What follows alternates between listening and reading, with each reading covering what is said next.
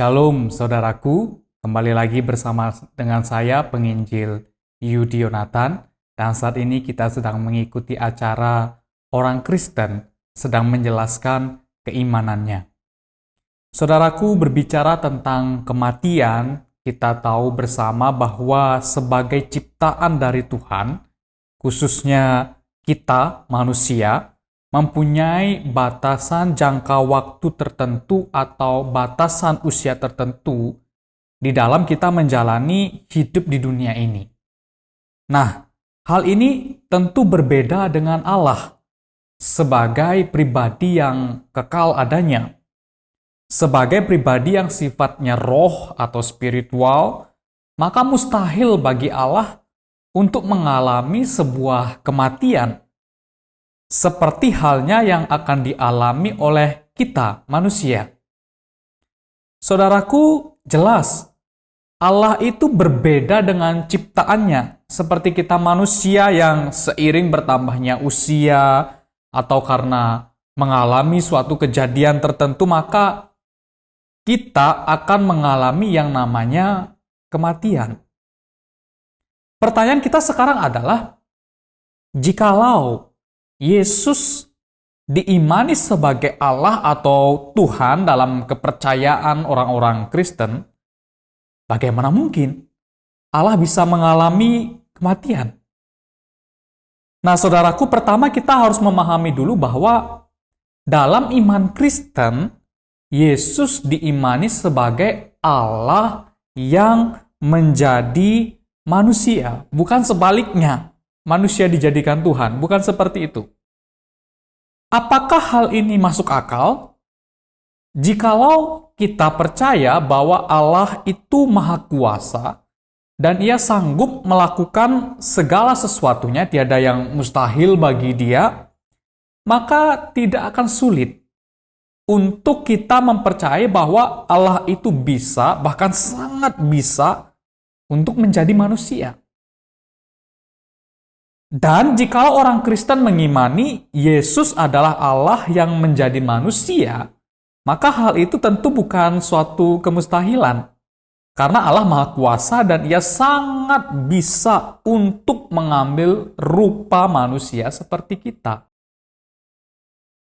Hal ini tentu akan menjadi lain apabila dikatakan Yesus adalah manusia yang menjadi atau dijadikan Allah menurut asumsi atau tuduhan yang ditujukan terhadap iman Kristen.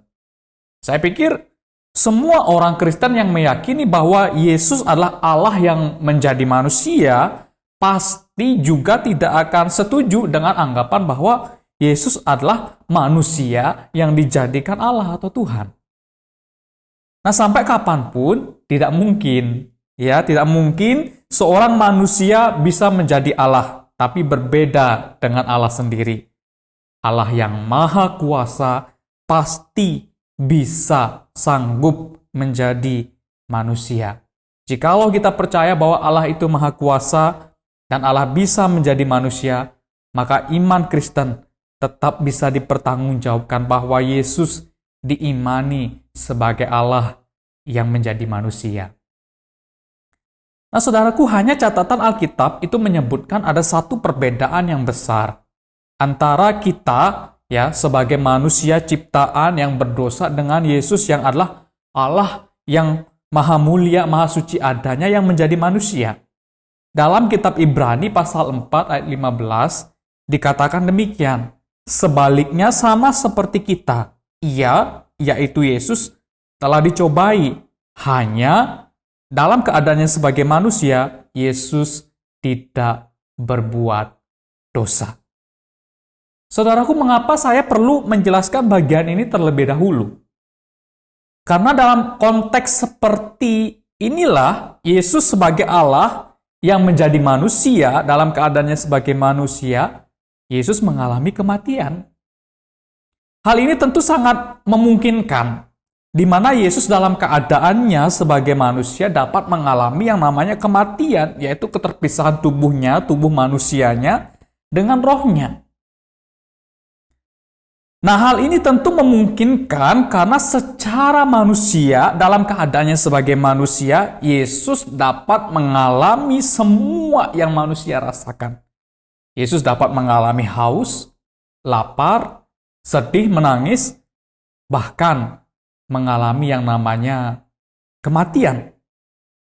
Jadi saudaraku, Allah atau Tuhan, yaitu Yesus, bisa mengalami kematian dalam arti keterpisahan tubuhnya, ya tubuh manusianya dengan rohnya, adalah mungkin dalam keadaannya sebagai manusia, atau pada waktu ia menjadi manusia, sama seperti kita. Hal ini dijelaskan oleh Alkitab sendiri ketika Rasul Petrus mengatakan, sebab juga Kristus telah mati sekali untuk segala dosa kita. Ia yang benar untuk orang-orang yang tidak benar, supaya ia membawa kita kepada Allah.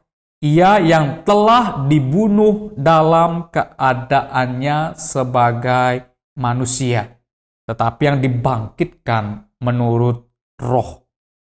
Saudaraku, ketika Alkitab menjelaskan tentang kematian Yesus, maka hal ini tidak bisa dilepaskan dengan makna atau tujuan dari kematiannya, yaitu untuk membuka jalan pengampunan kepada umat manusia yang berdosa.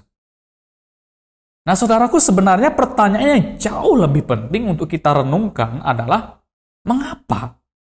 Mengapa Yesus yang adalah Allah rela datang ke dalam dunia ketika menjadi manusia, rela mengalami kesengsaraan dan kematian?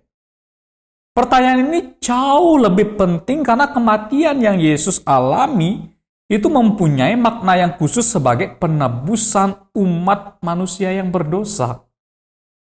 Dalam catatan Alkitab, bahkan jauh sebelum kedatangan Yesus ke dalam dunia, sudah dijelaskan bahwa pengampunan terhadap dosa manusia itu hanya dapat dilakukan melalui pengorbanan, yaitu penumpahan darah.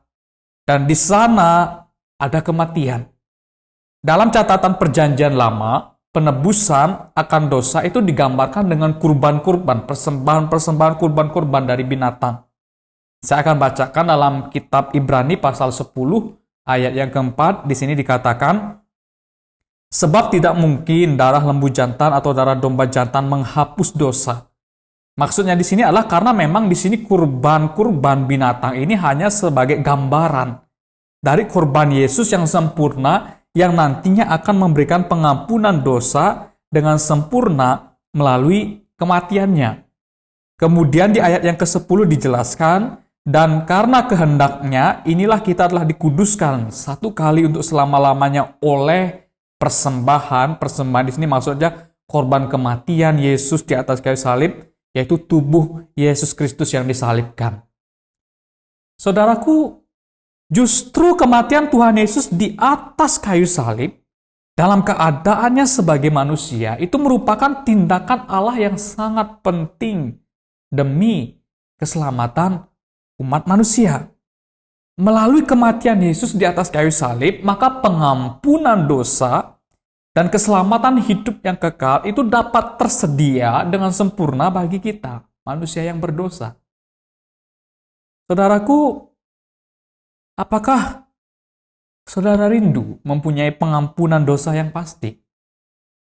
Alkitab telah menjelaskan bahwa melalui kematian Yesus di atas kayu salib, maka pengampunan dosa sudah tersedia dengan sempurna bagi mereka yang percaya. Percaya kepada karya Tuhan Yesus di atas kayu salib, maka saudara akan menerima pengampunan dosa. Saudaraku, sekian penjelasan singkat dari saya. Apabila ada pertanyaan, silahkan menuliskan di kolom komentar dan kita bisa berdiskusi bersama. Saya penginjil Yudi Yonatan. Tuhan Yesus memberkati kita semuanya. Amin. Terbesar kasih-Nya, Dia berikan anaknya. Barang siapa percaya tak binasa, beroleh hidup kekal.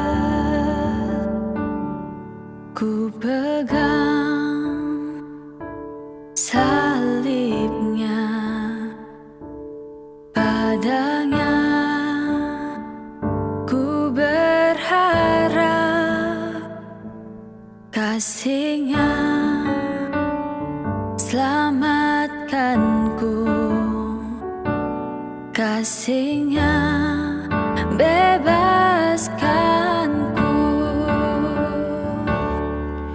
Terbesar kasih-Nya, Dia berikan anaknya. Barang siapa percaya tak binasa, beroleh hidup kekal. Ku nantikan Tuhanku, ku nantikan firman-Nya. Anugerah-Mu bebaskanku, anugerah-Mu menebusku.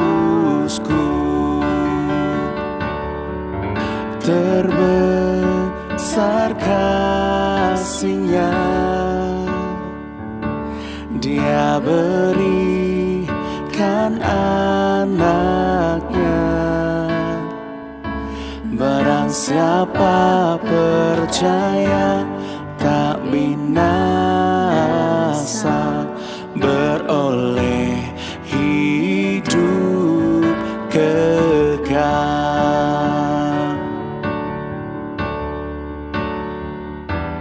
Oleh darah-Nya ku dibebaskan untuk kemuliaan-Nya.